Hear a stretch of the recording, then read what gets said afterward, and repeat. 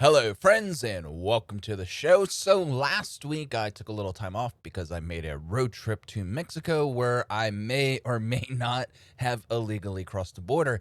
I still don't know. My wife doesn't know, and we're going to keep well enough alone.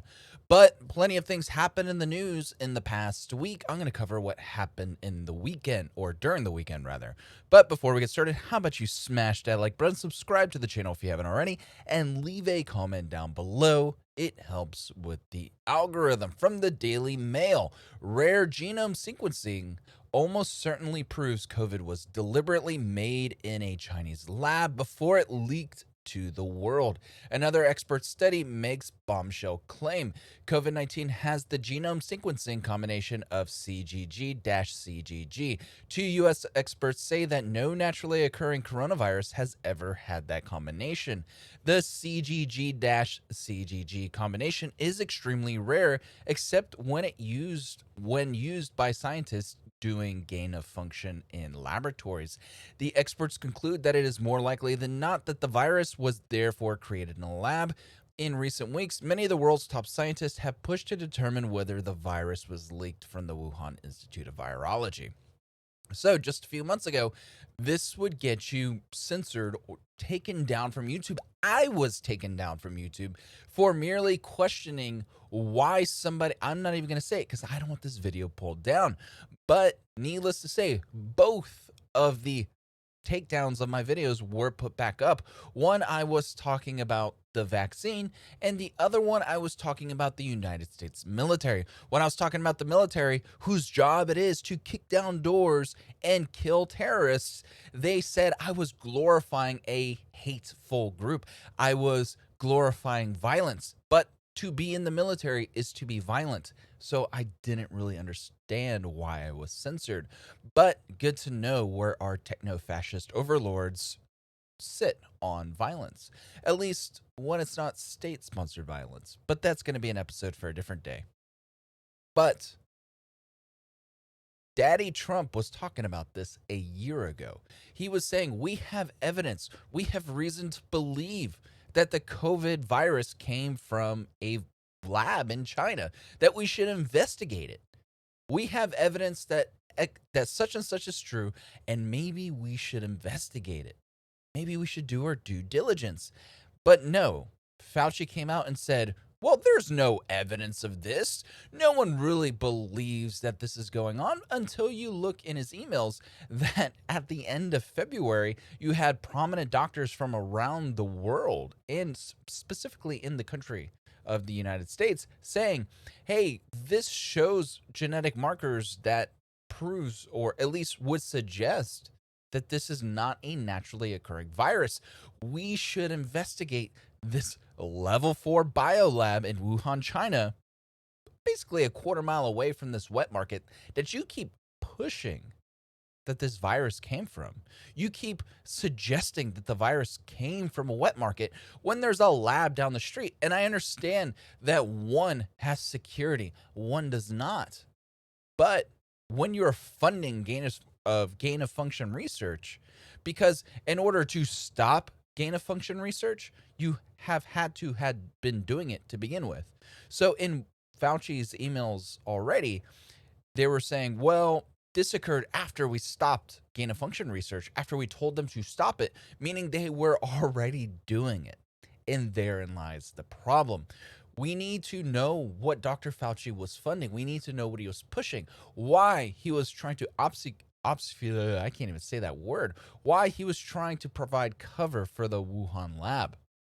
Because in my opinion, if it turns out that Dr. Fauci has been lying for the past year, he needs to be imprisoned beneath a prison. This is unacceptable. You can't have public health officials in the United States quite possibly illegally funding bioweapon research in China and then lie about it and allow millions of people around the world to get sick and die. That is criminal. Jumping over to Michael Knowles, in case you missed it, Kathy Griffin doesn't consider AOC American. From Kathy Griffin, thank you for continuing to do a great job. You represent Americans better than we represent ourselves. AOC is from New York. This is the problem with leftists. When you can only see skin color, you don't take the time to understand that even if she was from Puerto Rico, she would still be American. She would have an American passport. But she is from the Bronx. Well, not from the Bronx. She lies about that. But she's from an upper middle class neighborhood in New York. Democrats don't care about you. They care about your skin color and using you as a tool. You're only a means to an end. You're a tool to use to prove that they're inclusive. They're so inclusive that if you're of a certain skin color, if you have a certain accent, they just automatically assume that you're not American. They go, "Oh, you represent Americans better than we represent ourselves." And you go, "Bitch, I am American." When I have a pretty good story about this. I was having dinner with a group of friends, and one of them has a new girlfriend, and everybody was talking about, "Oh, I'm from Mexico." Like, my wife is from Mexico. And she asked me what my last name was, and I told her, and she was like, "So where are you from?" And I'm like, "America?" "No, but what are you?" I was like, "American?" Because to me, being Cuban and Puerto Rican has nothing to do with my identity. Being an American, being as American as apple pie, and the childhood obesity that it leads to is the most important thing that I can do. The way I can contribute to where I live is to be the best American I can be, not, "Oh, well, I'm X, Y, and Z." No, I'm American first because it's America first. If you live in America, whether you choose to live here or you are born here, you should do everything you can do to better your country. And the way to do that is to put America first. If you say, "Well, I'm Cuban American, Puerto Rican American, um, what have you," I'm not going to get down this rabbit hole of identity politics, but it should always be America first. Because if you can make America better, you're making your life better. That's all I'm going to say about that. But Democrats always want to focus on your immutable characteristics. If they can cut us up in little groups, if they can, what is it called when you when you take apart your food? Uh, Not decomposed, but man, I know I'm gonna remember this later.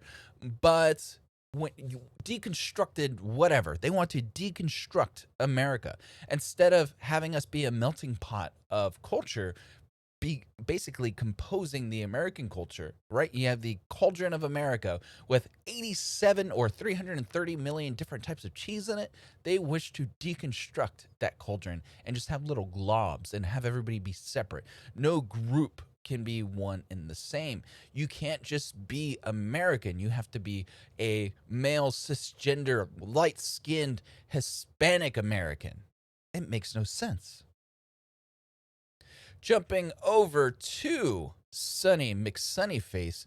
This is amazing. And Nikki C. Alexander. These companies don't actually support the LGBTQIA plus community. I added the IA plus. She just said LGBTQ.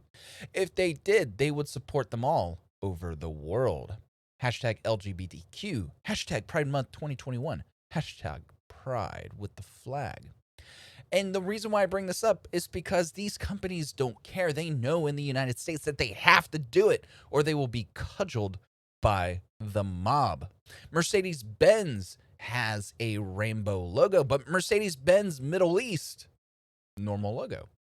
BMW, rainbow flag. BMW Middle East, normal logo. Cisco, rainbow logo. Cisco Middle East, normal logo. Lenovo, Bethesda, the list goes on and on. This is just a marketing campaign. This is we're going to save ourselves because we don't want the American mob to come after us. We don't want the wokesters to come after us.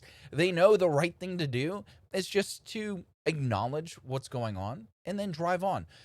But this is just a 1 month long marketing campaign to show how woke they are. You see this happen in February. Now you see this happen in June. You're going to see this happen every single month that there's something going on. Is these companies are going to be forced to bend the knee, because if they don't, the mob will come after them. And we can't allow that to happen now, can we? It's easier to bend the knee than to have a strong back, to have a spine. Because BMW can just come out and say, hey, Pride Month is important for us to acknowledge this community, but we're going to, no pun intended, drive on with our day-to-day operations. But instead, they have to bend the knee because they know it's easier just to bend the knee than to actually have principles, because these big corporations don't have any principles. They only care about the almighty dollar. And finally, from myself, build your own farm, hashtag chicken shortage, and I tagged Sour Patch Lids.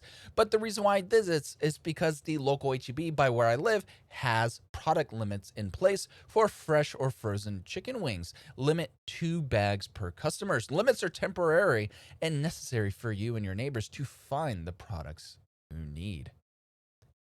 This is concerning because we were told that there's not a food shortage. We were told that everything is A-okay. We were told that we should start considering eating the bugs. We should start to consider to eat the bugs, or we should start to consider eating the bugs. But what's going on? Why is there shortages of everything? Why is there an oil shortage, an energy shortage, a chicken shortage, a beef shortage? I don't know.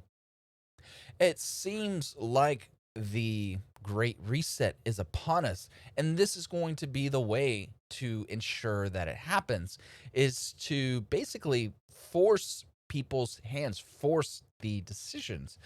How are you going to get people into more fuel efficient vehicles? You're going to increase the cost of fuel by 2, 3, 4, 5 times the amount of it was when Trump was president. And the way to do it is to ensure that pipelines get hacked, to shut down pipelines, to make our foreign adversaries more oil dependent, allow them to control the price of oil as opposed to us.